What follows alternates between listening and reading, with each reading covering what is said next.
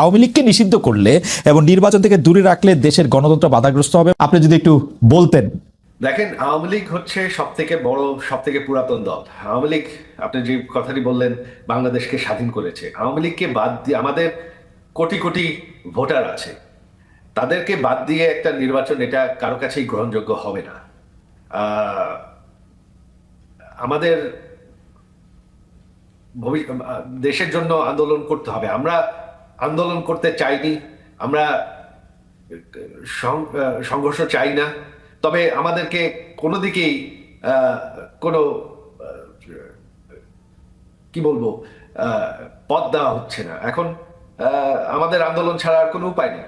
বাংলাদেশের মানুষ এরকম একটা সাজানো নির্বাচন মানবে না।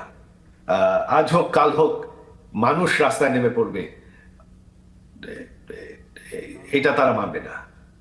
আমরা যে শাটডাউন দেখেছি, বাংলাদেশের মানুষ সেটাকে রেসপন্ড করেছে। 13 তারিখে ঢাকা শহর সম্পূর্ণ বন্ধ ছিল। 16-17 তারিখে সারা দেশেই মানুষ বন্ধ রেখেছে। তিনি মানতে রাজি না।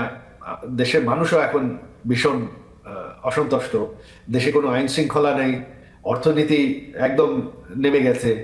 আহ, দেশ একটা মৌলবাদী দেশ হয়ে যাচ্ছে। এটা কেউই পছন্দ করছে না। আপনি কি মনে করেন না যে আওয়ামী লীগ মানে রাজনৈতিক দল হিসাবে এতটাই দুর্বল এখন হয়েছে? মানে বিভিন্ন জায়গায় আমার কাছে যেরকম লোকজন বলে আর কি, আওয়ামী লীগ পরিচয় দিতেও মানুষ এখন আসলে স্বাচ্ছন্দ্য বোধ করে না। আওয়ামী লীগে তো এরকম অবস্থা কখনো ছিল না। আমাদের দল হচ্ছে আওয়ামী লীগ। এটা হচ্ছে বাংলাদেশের সব থেকে পুরাতন দল, সব থেকে বড় দল। বাংলাদেশ স্বাধীন করেছি আমরা। আহ, আমরা কোথাও যাচ্ছি না। আজ হোক কাল হোক আমার মা দেশে ফিরে যাবে। হ্যাঁ, অবশ্যই। এই ইউনূস সরকার হচ্ছে পাকিস্তানি, তাদের সাথে হচ্ছে জামাতে ইসলাম, যারা বাংলাদেশকে কোনোদিন পাকিস্তান থেকে স্বাধীন হতে চায় না। তারা 71-এ জঙ্গি হিসাবে আমাদের আমাদের বাঙালি 3 কোটি বাঙালিকে হত্যা, সরি, 30 লক্ষ বাঙালিকে তারা হত্যা করেছে। তো এখন তারাই কিন্তু ইউনূসের সাথে আছে। তারা চাচ্ছে বাংলাদেশ পাকিস্তানের আর একটা অংশ হয়ে থাকুক। সম্পর্কই হচ্ছে পাকিস্তানের সাথে, তারা সম্পূর্ণভাবে পাকিস্তানের সাথে জড়িত। পাকিস্তানকে তারা পারলে বাংলাদেশে নিয়ে আসে। জামাতে ইসলাম হচ্ছে ইউনূসের মেইন ব্যাকার। তারাই হচ্ছে ইউনূসের মূল শক্তি। আর তারা বাংলাদেশকে পাকিস্তানে পরিণত করতে চায়। বাংলাদেশের মানুষ সাজানো নির্বাচন মানবে না। আর আওয়ামী লীগ সব থেকে বড় দল, সব থেকে পুরাতন দল। আওয়ামী লীগকে শেষ করা সম্ভব না।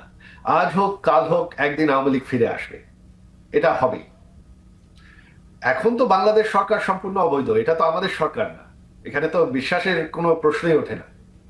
তবে আওয়ামী লীগ এখন সম্পূর্ণভাবে ঐক্যবদ্ধ। আওয়ামী লীগ শুধু না, যত সেকুলার দলগুলো আছে তাদেরকে কিন্তু নির্বাচন থেকে বাদ দেওয়া হয়েছে। আওয়ামী লীগ কিন্তু শুধু না, একা না।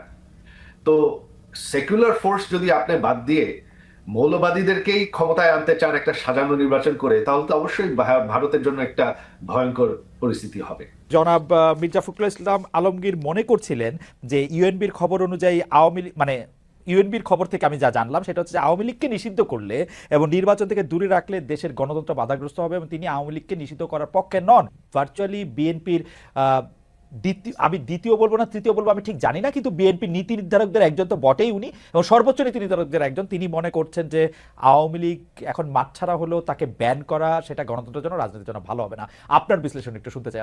যেই স্বৈরাচার পালিয়ে গিয়েছে, যেই স্বৈরাচারকে বাংলাদেশের জনগণ বিতাড়িত করেছে আন্দোলনের মাধ্যমে, সেই স্বৈরাচার এই দেশের প্রত্যেকটি ক্ষেত্রকে কিভাবে ধ্বংস করে দিয়ে গিয়েছে এটি আমরা জীবনের পরতে পরতে অনুভব করতে পারি। কিভাবে দেশের অর্থনৈতিক ব্যবস্থা ভেঙে দিয়ে গিয়েছে, কিভাবে দেশের আইন শৃঙ্খলা ভেঙে দিয়ে গিয়েছে, কিভাবে দেশের শিক্ষা ব্যবস্থাকে ধ্বংস করে দিয়ে গিয়েছে, কিভাবে দেশের স্বাস্থ্য ব্যবস্থাকে ধ্বংস করে দিয়ে গেছে, কিভাবে দেশের প্রাকৃতিক অবস্থাগুলোকে, নদী নালা খাল বিল বন জঙ্গলকে ধ্বংস করে দিয়ে গিয়েছে, কিভাবে দেশের কৃষি, যেটাই বলি না কেন, সব কিছুকে যেভাবে ধ্বংস করে দিয়ে গিয়েছে, এর ভুক্তভোগী কিন্তু এই দেশের মানুষ। এখন একটি রাজনৈতিক দল হিসাবে এবং এই মুহূর্ত পর্যন্ত আত্মবিশ্বাসের সঙ্গে আমরা বলতে পারি বাংলাদেশের জনপ্রিয় রাজনৈতিক দল হিসাবে বিএনপির দায়িত্ব হচ্ছে দেশকে সঠিকভাবে পরিচালনা করা। দেশের মানুষ যখন বিএনপিকে দেশের দায়িত্ব পরিচালনার দায়িত্ব দেবে, প্রিয় ভাই বোনেরা, যেদিন স্বৈরাচার পালিয়ে যায়, আমাকে মহাসচিব সাহেব তখন ফোন করলেন।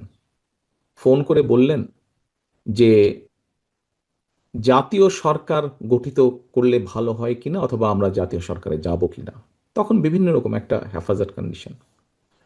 আমি তখন বলেছিলাম যে আমরা জনগণের রায় মাথা পেতে নেব, আমরা জনগণের কাছে যাব, আমরা জনগণ যে সিদ্ধান্ত দেবে তাই আমরা মাথা পেতে নেব। কাজেই আমি সেই মুহূর্তে মনে করেছিলাম যে জাতীয় সরকারে আমরা যাব না। আমাদের লক্ষ্য, আমাদের উদ্দেশ্য সব কিছু নিয়ে আমরা জনগণের সামনে দাঁড়াবো। আমরা স্লোগানে বলি যে জনগণই আমাদের সকল ক্ষমতার, রাজনৈতিক ক্ষমতার উৎস। কাজে জনগণই যদি আমাদের রাজনৈতিক ক্ষমতার উৎস হয়ে থাকে, তাহলে কেন আমরা জনগণের সামনে গিয়ে দাঁড়াবো না? আমাদের লক্ষ্য বলবো দেশকে নিয়ে, জনগণকে নিয়ে, আমাদের উদ্দেশ্য বলবো দেশকে নিয়ে, জনগণকে নিয়ে, এবং জনগণ যে সিদ্ধান্ত দেবে আমরা মাথা পেতে সে সিদ্ধান্ত নিব। প্রিয় ভাই বোনেরা, তোমাদের নিশ্চয়ই মনে আছে আজকে থেকে প্রায় 3 বছর আগে বাংলাদেশে তখনও স্বৈরাচার বিপুল দাপটে এই দেশকে, দেশের মানুষের বাক স্বাধীনতার গলা টিপে রেখেছে, দেশের মানুষের রাজনৈতিক অধিকারের গলা টিপে রেখেছে। কিন্তু সেই রক্তচক্ষুকে উপেক্ষা করে আমরা দেশের মানুষের সামনে সংস্কার প্রস্তাব দিয়েছিলাম, যেটি 31 দফা হিসাবে পরিচিত সকলের কাছে, তাই নয়? মনে আছে নিশ্চয়ই তোমাদের। এই 31 দফার মধ্যে তোমরা এই 31 দফা মানুষের কাছে নিয়ে গিয়েছ।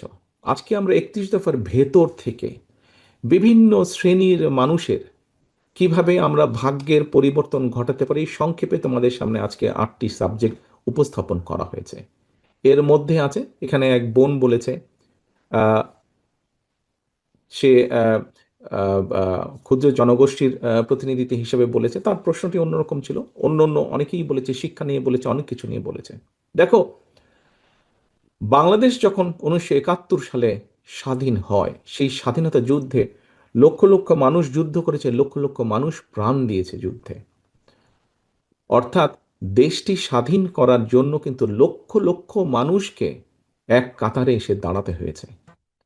আজকে আমরা দেশ গড়ার পরিকল্পনা, এই কাজটি যদি আমাদেরকে সফল করতে হয়, সারাদিন যে সকল বিষয় নিয়ে তোমরা আলোচনা করলে, এই কাজগুলোকে নিয়ে যদি আমাদের সফল করতে হয়, অর্থাৎ দেশকে যদি সামনে নিয়ে যেতে হয়, মানুষকে যদি তার অবস্থান পরিবর্তন করে ভালো অবস্থানে নিতে হয়, তাহলে আমাদের সকলকে কাঁধে কাঁধ মিলিয়ে কাজ করতে হবে।